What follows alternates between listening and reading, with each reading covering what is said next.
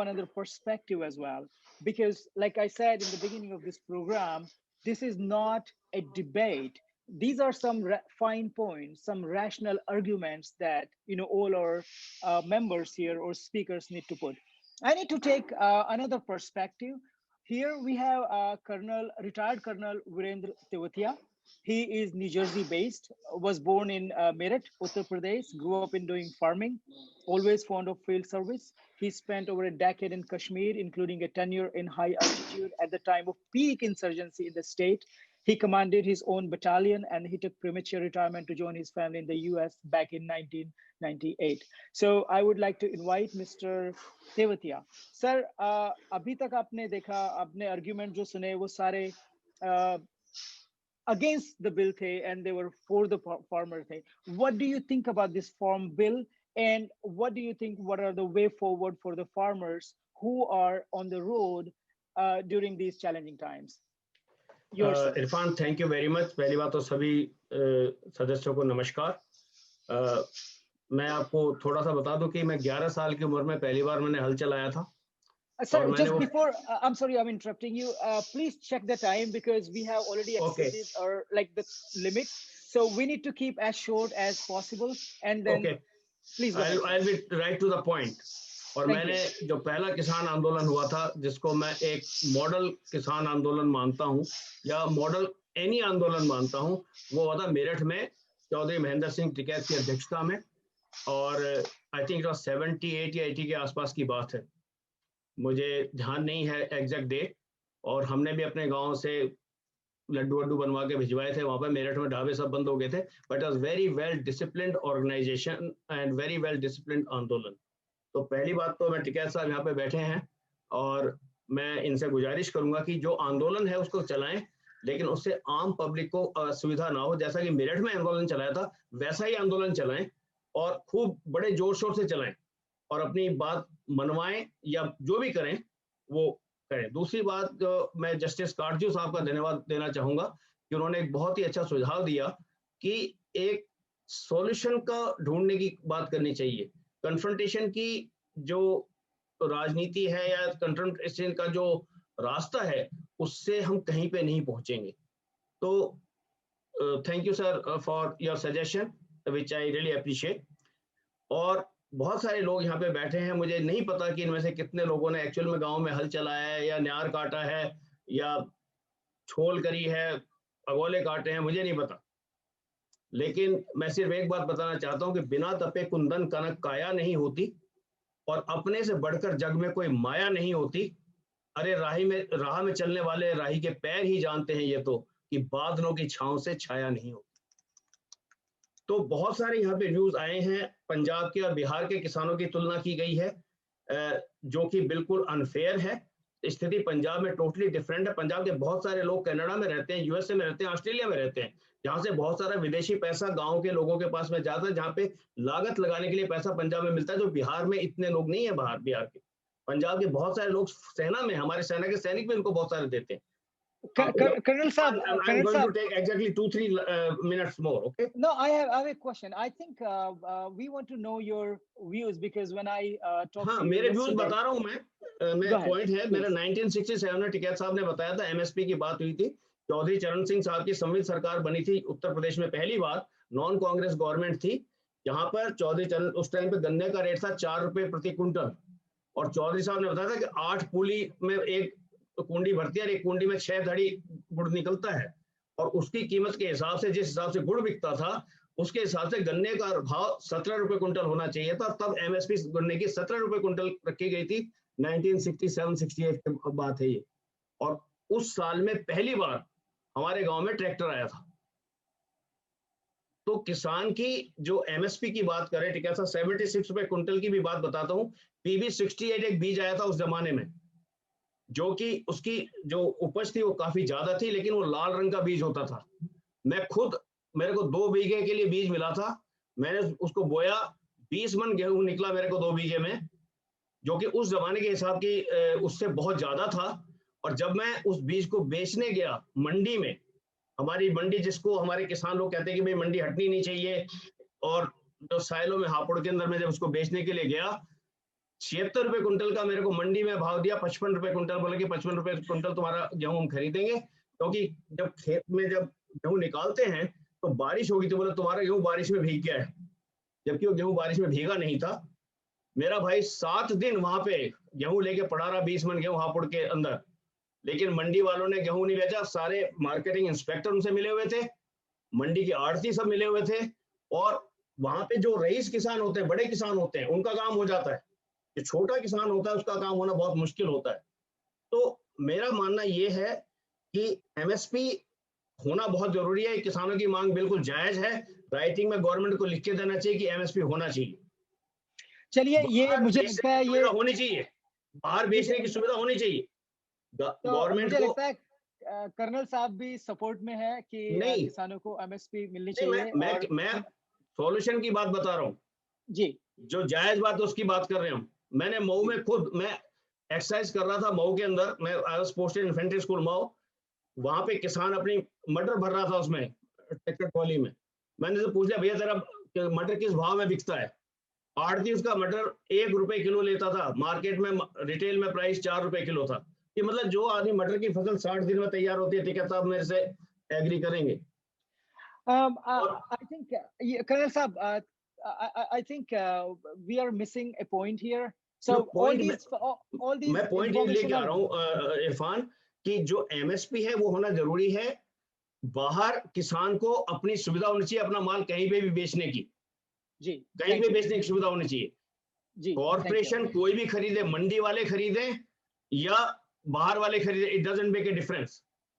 Right so मंडी वाले बहुत सारे लोग कहते हैं कि भाई मंडी में जो है बीच में जो दलाल लोग हैं, उनकी वजह से बहुत सारा एम्प्लॉयमेंट मिलता है। तो अगर कोई कॉर्पोरेट वाला भी खरीदेगा, वो भी अकेला आदमी नहीं उसको बेचेगा, वो भी 10-20 आदमियों को नौकरी देगा जब उसको रिटेल में जी कहीं बेचेगा। आपकी जो एफसीआई अनाज लेती है, उसके बहुत सारा अनाज हमारा खराब हो जाता है गोदामों में, क्योंकि सरकारी काम है, सरकारी नौकर है, ध्यान नहीं रखता। कॉर्पोरेट वाला खरीदेगा, प्राइवेट आदमी खरीदेगा, ध्यान रखेगा, अनाज का नुकसान नहीं होगा, चूहे नहीं जी खाएंगे उसको, वो काम आएगा। बहुत सारे फिर सुझाव मैं फिर दे सकता हूँ टिकैत फिर साहब को, फिर कि जिसमें हम फिर अपनी खुद डिस्ट्रीब्यूशन गांव में कर सकते हैं, अपने फिर पूरे फिर सामान का पॉइंट डिस्ट्रीब्यूशन हम समिति बना सकते हैं, और हमारे गांव के जो अनएम्प्लॉयड लड़के, बात बिल में कोई खराबी नहीं है, बिल में कुछ चीजें तब्दीली हो सकती हैं, जैसे एमएसपी का लिखा जाने में कोई हर्ज नहीं है। टैक्स दोनों तरफ बराबर रखो, मंडी में अगर टैक्स ले रहे हो तो बाहर भी टैक्स रखो। और या क्योंकि सो मंडी से जो पैसा मिलता है उसका बहुत सारा हिस्सा स्टेट गवर्नमेंट को जाता है, और इसीलिए क्योंकि स्टेट गवर्नमेंट को पैसा, अगर सब आप सेंट्रल गवर्नमेंट इसको अलग से प्राइवेटाइज कर देगी तो स्टेट गवर्नमेंट की इनकम कम होती है। और इसीलिए कि राइट जो नॉन बीजेपी गवर्नमेंट है वो उसमें, वहां पे उनको जायज बात है कि उनकी स्टेट की इनकम कम हो रही है, उनका हर्ट होना बहुत जायज है।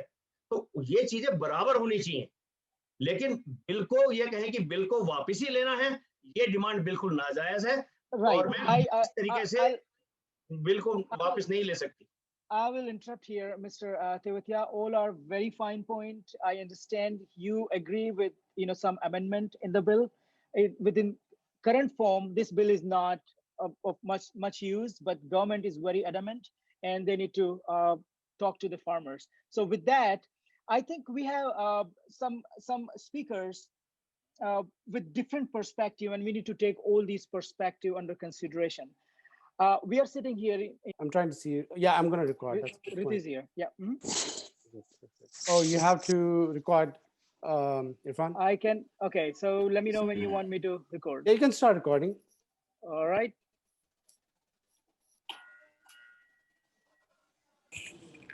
So it's recording now. All right, perfect. Thank you, Irfan. Good morning, everyone. Good afternoon, evening, people outside India. This is Tasawwur Jalali, the chairman of Ibadat Khana. This movement was started last year under the patronship of Justice Markandeya Kaju. We started this movement last year in California. The whole idea of the Ibadat Khana movement is a result of collective effort of conscious individuals inspired by humanity and secularism, and is geared towards upholding the dignity of the people of all religions and races. Our guiding principle is based on our conviction that democracy is the best known form of government to promote peace and prosperity and state should be governed by rule of law. Our goal is to achieve a multi-religious, multi-ethnic, and a prosperous secular fabric in the Indian subcontinent. Irfan, can you please mute everyone? There's a Sure. noise. Hmm? The core principle, I think you still have some people unmuted. The core principle of Ibadat Khana are the three core principles: foster peaceful, just, and inclusive society, free from fear and violence; formulate social policies that foster secure, just, free, and harmonious societies; build and strengthen public institutions for social development; promote the ideology society for all; work towards development of all sections of society and religions. This is our core philosophy and our principles. We are not a political organization. We don't have any political objectives. We have been working through last year in promoting peace and connecting different ideologies and races and religions, trying to bring them on one platform and bridge the gap. And I'll end it with a couplet, a share. I know most of people are probably Hindi speaking. Hopefully you'll understand. It's by Iqbal from Bali Jibreel, and it's very apt for tonight. I thought it was apt. It says, "Utho mere dunya ke garibon ko jaga do, खाके उमरा के दरो दीवार हिला दो, गरमाओ गुलामों का लहू सोजे यकीन से, कंजिश को फरामाया को शाही से लड़ा दो, सुल्तान जमहूर का आता है ज़माना, जो नक्श कोहन तुमको नजर आए मिठा दो, जिस खेत से दहकान को मयस्सर नहीं हो रोजी, जिस खेत से दहकान को मयस्सर नहीं हो रोजी, उस खेत के हर खोशे गुंदुम को जला दो, क्यों खालिक व मखलूक में हायल रहे पर्दे, पीरान कलीसा को कलीसा से हटा दो, मैं नाखुश व बेजार हूँ मरमर के सिलों से, मेरे लिए मिट्टी का हरम और बना दो. I think it's so apt for tonight, for our farmers, for our people who are struggling. And with that, I'll try to keep it brief and so that we can wrap up pretty quick. I'm going to hand it over to Ritu Jha. She is the founder editor of Indica News, based in Silicon Valley, and she's our chief spokesperson for Ibadat Khana. Ritu, you please take over.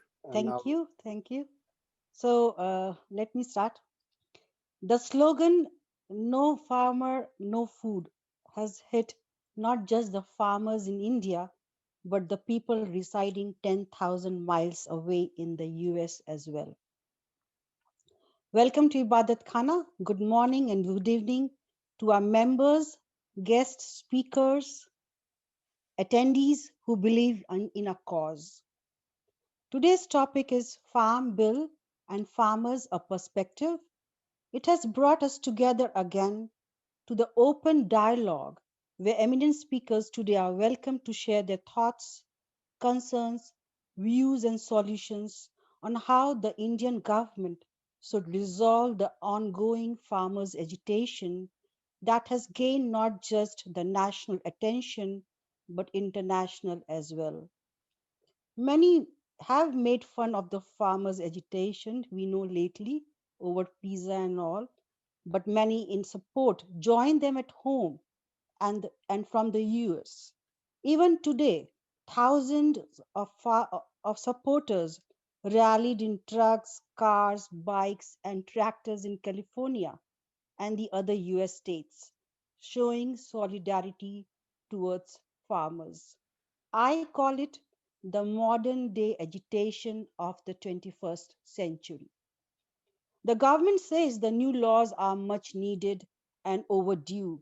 The reform measures will benefit farmers from and free them from the clutches of the middlemen. But the farmers are not buying that. They say the laws destroy the government's safety net for food produce and will place them at the mercy of big corporates. So let us hear from what our experts who, who are here today and what they have to narrate with our Ibadat Khana team and members. We hope to have a balanced dialogue. I have not much prepared what to say because it was a last minute preparation. But I have something interesting from Will Rogers, who has said the farmers has to be optimist or he wouldn't be a farmer. So welcome back everybody. This is our fifth round and I think this is the last open dialogue of year 2020. So welcome everybody. And from here I pass on to Mr. Naren. He's there. Thank you. Well, I'm delighted to see you all and welcome for this very important webinar dedicated to Indian farm bills and farmers. Indeed, it is a somber occasion and a serious issue that has impacting livelihood of over six to 700 million farmers and agricultural workers. Though I'm an engineer based at San Francisco in US, but I come from a farming family from Lucknow in Uttar Pradesh. My father has a small land holding of 5 to 10 acres. And that not only sustained our family, but it basically supported all education of all my siblings, myself. So I feel the pain and I know what you're going through.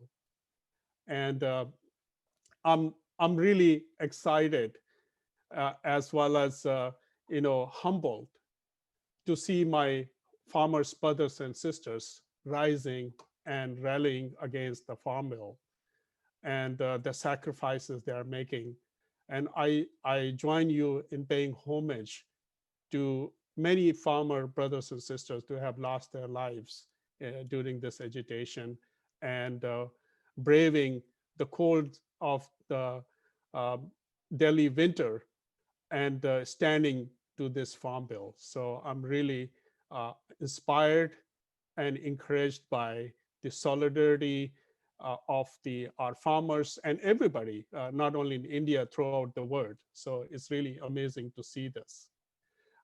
So I'm really excited to introduce the host of today's webinar, Irfan Ali. Irfan is our Chief Digital Officer for Ibadat Khana and man of many talents. And in fact, one of the outstanding singer as well. Irfan is a researcher, educator, biker, firefighter, and an accomplished engineer involved in developing assistive technologies for disabled people. Originally, Irfan is from Delhi, but currently he lives in Princeton, New Jersey with his family. Irfan is very deeply involved in working with several charitable organizations in the US and in India. And recently, during the Corona pandemic, Irfan has been working with the organization Delhi to support more than 500 Delhi villagers to make sure that they have food on their table. So 3 cheers to Irfan. And Irfan, welcome. Stage is yours. Thank you so much. I actually did not know all these details about me, but thank you for summarizing. चूंकि हमारे audience हैं, कुछ लोग Hindi speaking है, कुछ लोग English speaking है, तो हम लोग हिंदी और इंग्लिश को मिला के बात करेंगे. तो because most of the audience are here in United States, I will try to speak in English and in Hindi wherever it is required. So before making any delay, I need to start this program. So you must have seen that farmers in India have been protesting since this controversial bill passed in Indian Parliament in the name of agriculture reforms. These farmers have issues and questions and fear. The fear of these bills are high chances of hoarding. Government wants to get out of the agriculture business and give it to the private companies. And then private companies' objective is to make money, so they will buy at less and sell at high price. So why are these farmers protesting? Government is claiming that these bills will change the life of farmers, but farmers are protesting against these bills. So what is the truth? Why are millions of people on the road in freezing conditions? And during these challenging times when the entire world is dealing with Corona pandemic, these people have some questions and concerns. So why are these people staying on the road with their kids? And it appears that they are very determined to take on the government. It is not only in India, but there are agitations against this particular bill and in support of the Indian farmers across the globe, including USA, Canada, Europe, and Australia. In fact, today, there were several rallies in various parts of the USA, including Philadelphia and Sacramento. These people are not against the government, but against the bill. So why the right wingers are calling them anti-national and Khalistani? Why is government so obdurate? What is the path forward from here? We will try to find the answers of these questions in this webinar. We have a beautiful panel with rational people. Some of them are for the bill. Some have some serious questions about this bill. Let me tell you this is not a debate, but a discussion with the valid argument. और मैं सभी लोगों से बोलना चाहता हूँ जो listener है अपना please mic mute करके रखिए. So ladies and gentlemen, I welcome all of our guests in this program. Without further ado, I invite our first panelist, who is known to every Indian, a credible name in media. Even today, when media lost its standing, and most of them are called Godi media, he has been awarded Ramnath Goenka Award in journalism for the best journalist twice, and became the 5th Indian journalist to receive the Raman Magsaysay Award. Please welcome none other than Mr. Ravish Kumar. So Irfan, are you recording into the cloud? It is recording. I do not know if it is on the cloud. I don't see that.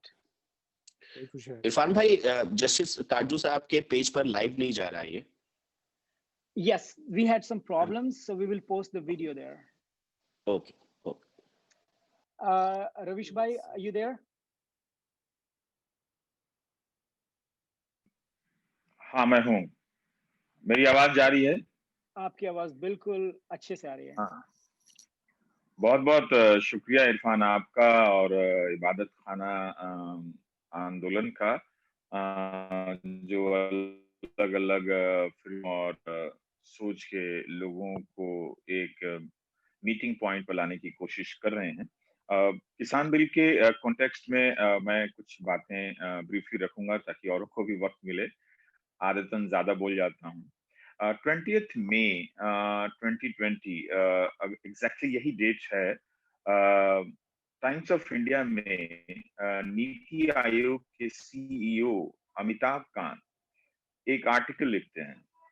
And if you see the language of that article which says the tone of जो article का tone है वो ये कह रहा है कि सुबह होने से पहले इस रात को ही सारे कानून बदल डालो और जो करना चाहते हो कर डालो.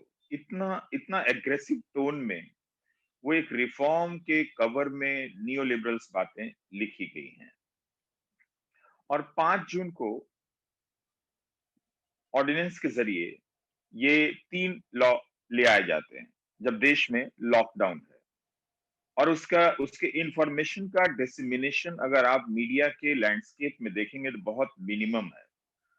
तो आपका इरादा अगर अच्छा होता तो आप ऑर्डिनेंस का रास्ता नहीं चुनते और इस तरह से नहीं करते कि उसकी सूचनाएं लोगों तक बराबर से नहीं पहुंचती. सेकंड पॉइंट, पंजाब के किसान यूं ही दौड़कर दिल्ली नहीं आ गए. आने से पहले हर किसान आंदोलन ने, ऑर्गेनाइजेशन ने, फार्मर्स ऑर्गेनाइजेशन ने काफी ग्राउंड वर्क किया. उस लॉ को समझा है, उसके क्लॉजेस को समझा है और फिर उसको किसानों के बीच जाकर उसकी बातें की हैं. और ये उन सितंबर, जुलाई, अगस्त इन सब महीनों में पंजाब में चल रहा था. और हम नहीं जानते हैं कि पंजाब के फार्मर्स ऑर्गेनाइजेशंस देश के फार्मर्स ऑर्गेनाइजेशन से कितने डिफरेंट हैं. हमें कोई भी आइडिया नहीं है. उनका स्ट्रक्चर बहुत परमानेंट है. वो सिर्फ दिल्ली आने वाले दूसरी जगह के किसान आंदोलनों की तरह नहीं है. वो काफी डेली बेसिस पर ऑपरेट करते हैं, डिफरेंट इश्यूज को लेकर ऑपरेट करते हैं. तो एक कॉन्सेंसस बनाकर, एक अंडरस्टैंडिंग बनाकर वो दिल्ली तक आए थे. इसीलिए उनका जो डिटर्मिनेशन है वो कॉन्सेप्ट बेस्ड डिटर्मिनेशन है, वो किसी कंफ्यूजन में नहीं आ गए जो सरकार बताना चाहती है। सरकार ने ऐसे कानून क्यों बनाए कि दो तरह की मंडी होगी, एक में टैक्स लगेगा और एक में टैक्स नहीं लगेगा। अगर आपको ओपन मार्केट में इतना भरोसा है, हालांकि उस ओपन मार्केट में आप कोई भी ऐसा सेक्टर आज की तारीख में नहीं बता सकते हैं, after 6 years of being in the government, चाहे वो स्किल इंडिया हो, चाहे वो मेक इन इंडिया हो, सब फेल है। चाहे वो स्मार्ट सिटी हो, सब फेल है। तो फेलियर के इतने सारे रिकॉर्ड्स, हाँ पॉलिटिकली बहुत सक्सेसफुल है, आप बहुत सारे चुनाव जीतते हैं, आपको कोई हरा नहीं सकता, वो अलग बात है। तो इतने सारे मार्केट के फेलियर को लेकर इसका मतलब है कि आप जिस ओपन मार्केट को आप प्रपोज कर रहे हैं उसे भी आप हैंडल नहीं कर पा रहे हैं, तो आपका भरोसे का लेवल ये है उस ओपन मार्केट का। तो दूसरी तरफ आपने ये जो कानून बनाया है, एसडीएम के पास आपने राइट्स दिया है। आपने कानून बनाने के बाद लोगों से कहा कि ठीक है हम मंडी में चेंज कर देंगे, स्टेट गवर्नमेंट अगर चाहे तो उसमें टैक्स लगा सकती है। ये आप पहले क्यों नहीं कर पाए? आप किस इंडस्ट्रीज को फायदा पहुंचाना चाहते थे? अभी मिस्टर अडानी की कंपनी ने अखबार में विज्ञापन दिया है, किन अखबारों में विज्ञापन दिया है आप वो भी समझ सकते हैं, लेकिन ये कोइंसिडेंस था कि इस बिल के आने के पहले पंजाब में या बिहार में एफसीआई करार करती है कि वो स्टोरेज की फैसिलिटी कैपेसिटी बनाएंगे। सिर्फ अदानी साहब ही बना लेते हैं, वो ठीक है कि एफसीआई की अनाज को वहां पर स्टोर कर रहे हैं, पर ये तो शुरुआत है ना। तो इसलिए किसानों ने देखा कि पहले साइलोस बन गए हैं। पंजाब के किसानों ने ये देखा अपनी आंखों से कि ये तो सामने बना हुआ है, और आज से नहीं बना है, कई साल हो गए उससे बना हुआ है, और अब ये कानून आया है। तो क्या उनके सामने एक नया सिस्टम खड़ा किया जा रहा है। सेकंड, एमएसपी को लेकर सुरजीत भल्ला रिप्रेजेंटेटिव हैं वर्ल्ड बैंक या आईएमएफ में, सरकार के ही हैं। आप इन सब की बातें देखिए, नीति आयोग का डॉक्यूमेंट देखिए, फाइनेंस मिनिस्टर का 2019 में ओपन ऑन रिकॉर्ड माइक पर कही गई बात है, वो ब्लूमबर्ग क्विंट के वेबसाइट पर है कि एपीएमसी खत्म हो गई है। नीति आयोग की report, official report, strategy for India at 75, ये 2018 में लेट अरुण जेटली ने इसको रिलीज किया था, अमिताभ कांत भी थे। उस रिपोर्ट को पढ़ी, उसमें लिखा है एमएसपी को खत्म कर देना चाहिए और उसकी जगह कुछ और व्यवस्था लानी चाहिए। तो अगर सरकार के डॉक्यूमेंट में और उसके आसपास के लोग इस तरह की बातें कर रहे हैं, फाइनेंस मिनिस्टर कर रही है एपीएमसी खत्म कर दो, तो आप इतना बड़ा स्टेप लेने से पहले आपने पार्लियामेंट का इंतजार नहीं किया। आप एक ऐसा कानून लेकर आए जो एग्रीकल्चर स्टेट सब्जेक्ट्स है। आप मॉडल एक्ट बना सकते थे, लेकिन आपने सारे स्टेट्स के अधिकार को कुचलते हुए इस कानून को इम्पोज किया। हाँ, आप कह सकते हैं कि पहले की सरकारों ने भी किया, लेकिन आप कोई कॉन्स्टिट्यूशनल मोरालिटी, नई कॉन्स्टिट्यूशनल मोरालिटी तो आप खड़े नहीं कर रहे हैं ना। अगर पहले की सरकारों ने गलत किया है तो उस गलत के आधार पर आप अपने आप को सही कहना चाहते हैं। तो इसलिए इस कानून में एसडीएम को बहुत पावर दे दिया गया, एक नया कोर्ट का लीगल स्ट्रक्चर बनाया गया, उस पर किसी तरह की डिबेट नहीं हुई इस देश में। और आप जानते हैं कि मीडिया की क्या हालत है, पंजाब कितनी दूर है यहां से, इतना सेलिब्रेटेड एक सेगमेंट है हमारे देश का। किसी भी गाने में, मैं जिस सोसाइटी में रहता हूं उसके सामने एक रेस्तरां है, कल शादियां हो रही थी और सारे गाने पंजाबी बज रहे थे। तो इतना कनेक्शन है, जबकि वो लोग पंजाबी नहीं थे कि वो पंजाबी गाने पर डांस कर रहे हैं। पूरे एग्रीकल्चर, जितने भी फार्मर के आप पिक्चर देखें तो वो पंजाब रिप्रेजेंट करता है। आपने किसी मीडिया ने जाकर देखा नहीं कि वो किस तरह से उस कानून को लेकर समझ रहे हैं और क्या बातें हैं। तो इसलिए ये एक धारणा सरकार जो बना रही है कंफ्यूजन वाली, वो ठीक नहीं है। वो उसने पहले बताया खालिस्तानी है, फिर कहा ये सिर्फ पंजाबी लोग हैं, फिर कहा ये अमीर लोग हैं, जबकि रितिका खेड़ा के डॉक्यूमेंट से, रिसर्च ने जो आर्टिकल लिखा है उसमें साफ है कि जब इस देश में 90% किसान स्मॉल होल्डिंग्स वाला है, तो बड़े किसान कहां से आ गए? वो स्मॉल होल्डिंग फार्मर्स हैं जिन्होंने एमएसपी का बेटर फायदा उठाया है। अगर बिहार में एमएसपी होती और पंजाब हरियाणा के किसानों की तरह वहां एक स्ट्रक्चर बना होता, तो बिहार के किसान भी उतने गरीब नहीं होते। पर उसकी बात हुई नहीं, अब बात हो रही है। एक सेकंड पॉइंट ये है, मैं बताना चाहता हूं कि किसान आंदोलन का जो अभी तक ट्रेंड रहा है, वो दिल्ली तक आने का ट्रेंड रहा है और आकर फिर चले जाने का ट्रेंड रहा है। उसमें कई तरह के फूट होते रहे हैं। आप देखिए कि इससे 2 साल पहले किसान संसद होती है दिल्ली में और कई तरह के संगठन दिल्ली आते हैं, बहुत बड़ी संख्या में। वो आते हैं, अपना गुलाबी गुलाबी कार्यक्रम चले जाते हैं, करते हैं, एक मंच पर भाषण देते हैं और चले आते हैं। और इस दिल्ली में जब इतनी बड़ी संख्या में फार्मर्स ऑर्गेनाइजेशंस आते हैं तो उनका कहीं पे कवरेज नहीं होता है।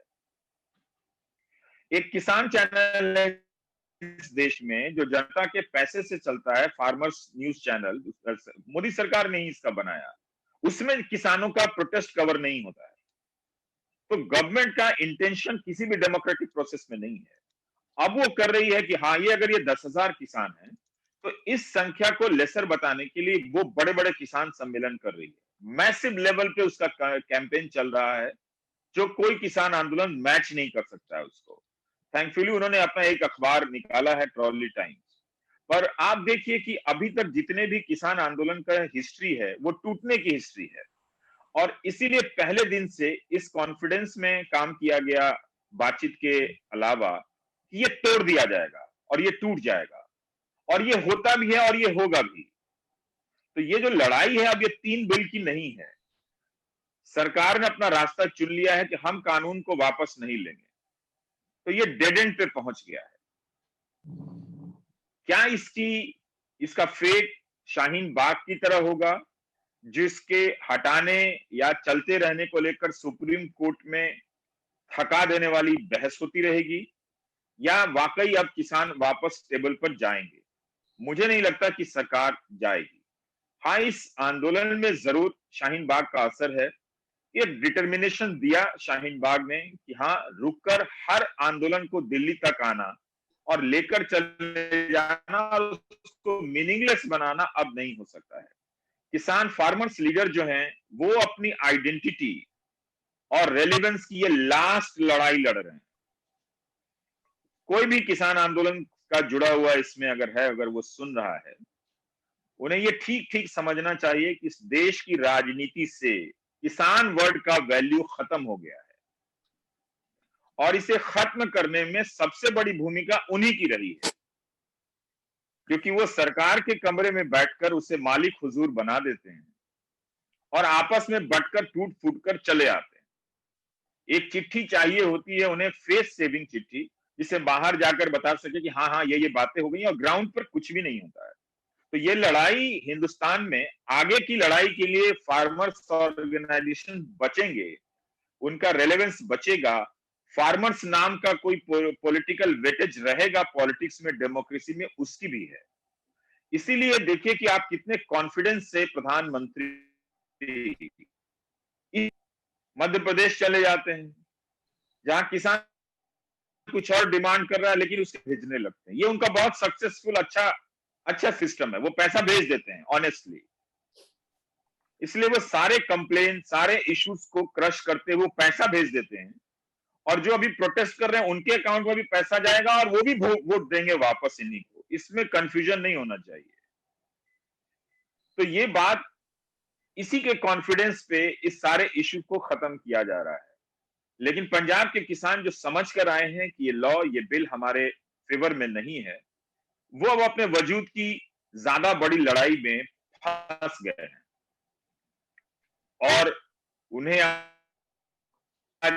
पर हैं, कल कहीं और होगा। मैं एक ऐसी मायूसी वाले भविष्य को देख रहा हूं जो डर लग रहा है कि इतनी उम्मीद से आए हैं, क्योंकि पंजाब के किसानों में बहुत सारे खेती की क्राइसिस को वो देखते हैं, झेलते हैं, बहुत तकलीफ में हैं, लेकिन एक उम्मीद रहती है उनकी जिंदगी में। वो शायद पंजाबियत से आती है, पंजाब की फिजा से, आबो हवा से आती है।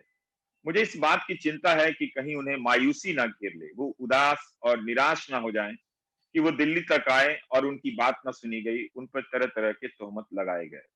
तो कई मल्टीपल फैक्टर्स में देखे जाने चाहिए कि सरकार के भीतर जो डॉक्यूमेंट्स हैं वो एमएसपी खत्म करने के डॉक्यूमेंट्स हैं, वो एपीएमसी खत्म करने के डॉक्यूमेंट्स हैं, और फ्रंट में जो कानून बनाया गया है वो कभी लगता है कि नहीं एपीएमसी खत्म करने के लिए नहीं है, एमएसपी खत्म करने के लिए नहीं है, लेकिन दरअसल जो पीछे के डॉक्यूमेंट्स हैं उन्हीं के बैकग्राउंड में इस कानून को देखा जाना चाहिए। इसलिए आपको 20 मई का अमिताभ कांत का आर्टिकल पढ़ने के लिए कह रहा हूं। 2018 में जो स्ट्रेटेजी पेपर एग्रीकल्चर पर नीति आयोग ने लॉन्च किया था उसे पढ़ने के लिए कह रहा हूं। थैंक यू रवीश भाई, शुक्रिया आपका बहुत इंसाइट देने के लिए। आपकी रिसर्च हमेशा की तरह उतनी स्ट्रॉन्ग है जितनी हमेशा होती है, तो बहुत बहुत शुक्रिया आपका। बहुत सारे स्पीकर्स हैं यहाँ पर, अजीत अंजुम साहब भी ने भी ज्वाइन किया है, राकेश टिकैत साहब ऑलरेडी हैं यहाँ पर। तो अगर राकेश टिकैत साहब मेरी बात सुन पा रहे हैं, सर मेरी आवाज आपको आ रही है?